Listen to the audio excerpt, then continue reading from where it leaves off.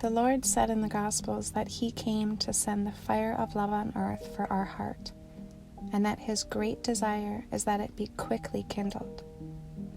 Love for God has no measure, just as the beloved God himself has no bounds or limits. But love for one's neighbor must have its bounds and limits. If you do not keep it within the right limits, it may turn you away from the love of God, cause you great harm, and cast you into perdition. You must indeed love your neighbor, but your love must not cause harm to your soul.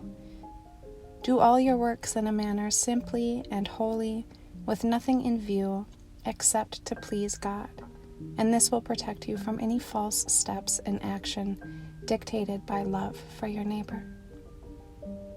The most important thing in these actions is assisting in the salvation of your neighbors. But these actions are often interfered with by careless zeal, which brings nothing but harm to both you and your neighbors. Be an example of sincere faith and of a life pleasing to God, and, like the apostles, you will be the fragrance of Christ, drawing all men to follow him. But do not pester all people indiscriminately with your words, for in this way you will only destroy your peace with others and in yourself. Have an ardent zeal and a strong desire for everyone to know the truth in the same degree of perfection as you may have it, and to be intoxicated with this wine which God has promised and which is now given by him without price.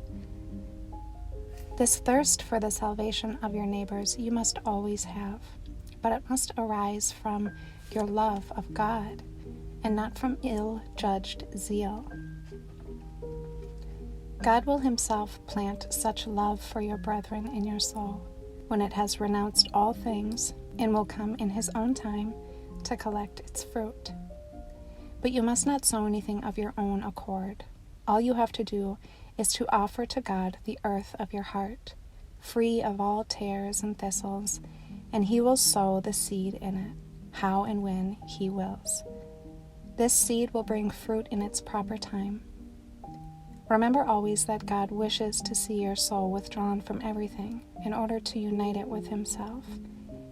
So leave him to act in you, and do not hinder him by the interference of your will. Make no plans for yourself except one. Always seek to please God by obedience to his will. The householder has already gone out to find laborers for his vineyard, according to the gospel parable. Put away all care and all thought. Strip yourself of all anxiety about yourself and all passionate attachment to anything temporal.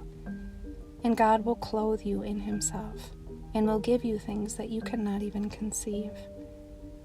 Wholly forget about yourself as much as you can, and let only love of God live in your soul. Moreover, you must use circumspection and moderate your zeal in relation to others, and the Lord will preserve you in peace and serenity of soul.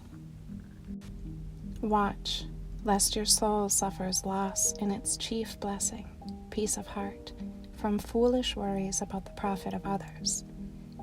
The source from which you can be enriched by this blessing is total obedience of your soul to God, together with renunciation of all things. Do this, but not in expectation of reward, and never admit the thought that you can do anything worthy of it. God himself acts in all things and expects nothing from you except humility before him and the gift to him of your soul, freed from all earthly things, with only one wish in the depths of your heart, to have God's will fulfilled in you, always and in all things.